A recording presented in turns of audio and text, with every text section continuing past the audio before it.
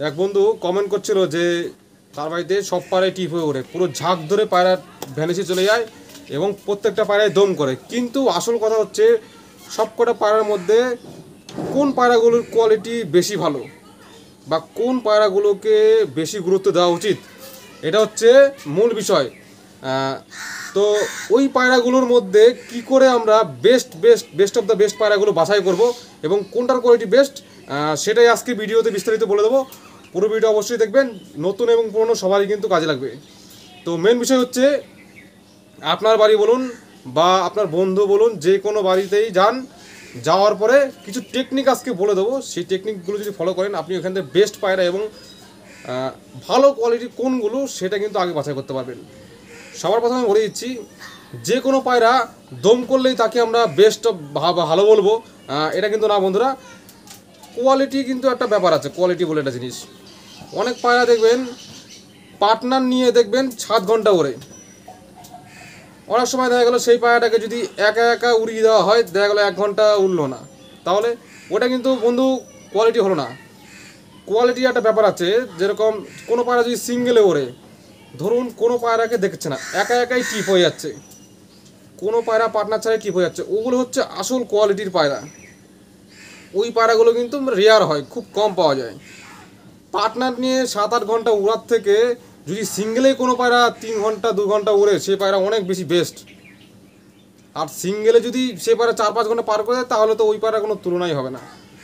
যাই হোক, এবার আমরা যে বিষয়ে কথা বলবো সেটা হচ্ছে ওই ঝাঁকের মধ্যে বেস্ট অফ দ্য বেস্ট পায়রাগুলো কীভাবে বাছাই করব। প্রথম কথা, একদম প্রথমেই সবথেকে দুর্দান্ত এবং সেরা পয়েন্ট বলে দিচ্ছি। প্রথম পয়েন্ট হচ্ছে, যেই পায়রাগুলো উড়বে তার মধ্যে দেখবেন কোন পায়রাগুলো দেখবেন ডানা মেলে উড়ছে। বন্ধুরা, আমি আমার মতো করে বেস্ট অফ দ্য বেস্ট পয়েন্টগুলো বলে দেবো, এগুলো ফলো করলে কিন্তু একদম 100% ভালো পায়রা পেয়ে যাবেন। দেখবেন কোন পায়রাগুলো ডানা মেলে উঠছে। অনেক পায়রা আছে দেখবেন টাটার মতো ওড়ে, কাচির মতো ওড়ে, টাটার মতো ওড়ে, দেখবেন জোরে জোরে ছোটে, ওই পায়রাগুলো কিন্তু চয়েস করবেন না। যেই পায়রাগুলো ডানা মেলে উঠছে, মানে পায়রার ডানাটা আপনার চোখে পড়ছে, দৌড়াচ্ছে না বেশি, স্লো মোশনে উঠছে, ওইটাকে ফলো করবেন। তার মধ্যে সেকেন্ড যে জিনিসটা দেখতে হবে সেটা হচ্ছে ওই ডানা মেলে যে পায়রাগুলো উঠছে তাদের মধ্যে স্পিডে কোন পায়রা ডানা চালাচ্ছে। স্পিডে যাচ্ছে আমি সেটা বললাম না, স্পিডে ঘন ঘন ডানা কোন পায়রাটা চালাচ্ছে। যেই পায়রা যত বেশি ঘন ডানা চালাবে সেই পায়রা কোয়ালিটি কিন্তু তত বেশি ভালো। নিচ থেকে পায়রা যখন উড়িয়ে দেওয়া হবে, ঘন ঘন ডানা মেরে যেই পায়রা উড়া শুরু করবে সেই পায়রা কিন্তু খুব ভালো। এবং যে কোনো পায়রাই যত হাইটে যাবে এবং সুপার টিপে চলে যাবে তখন কিন্তু এমনি স্লো উড়ে যায়।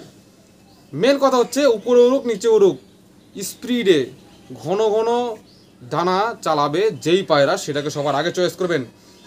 যে যাই বলুক না কেন কোনো কথায় কান দেবেন না। অনেকেই বলতে পারে যে পায়রা ভেসে ভেসে স্লো মোশনে উড়বে, বন্ধুরা ওইটা কাহিনী পরে, যেটা বলছি সেটাকে চয়েস করবেন, সেটা আগে জিতবেন। ঘন ডানা মারা পায়রা আপনি নিলে পরে আগে জিতবেন, তার বাচ্চা ভালো হবে, কোয়ালিটি ভালো হবে, আপনি বিশাল রেজাল্ট পেয়ে যাবেন। আপনার বাড়িতে যদি অন্য কোনো পায়রা না উড়তে চায়, তবুও ওই পায়রার কোয়ালিটির কারণে কিন্তু অন্য পায়রাকে উপরে নিয়ে চলে যাবে। এভাবে চয়েস করবেন, ঘন ডানা মারছে কোন পায়রা সেটা চয়েস করবেন। তারপরে দেখবেন একটা জিনিস অ্যাভয়েড করতে হবে, দেখবেন অনেক পায়রা দেখবেন ডানা পিটিয়ে শুয়ে পড়ে, ঝুলে পড়ে উড়ার সময় ডানা পিটিয়ে শুয়ে পড়ে, ওই ধরনের পায়রাগুলো অ্যাভয়েড করবেন। ওই সমস্ত পায়রার মেন্টালিটির দিক থেকে একটু পিছিয়ে থাকে।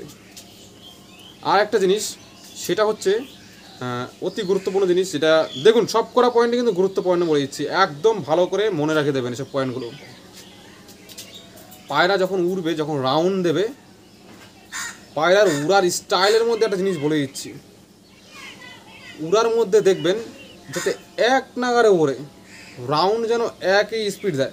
অনেক পায়রা দেখবেন কিছুক্ষণ জোরে ডানা চালালো, স্পিডে উঠলো, আবার কিছুক্ষণ স্লো হয়ে গেলো, আবার কিছুক্ষণ রানিং হলো, তো সেটা যেন কম হয়, এক নাগারে উঠলে পরে সেটা হচ্ছে বেস্ট।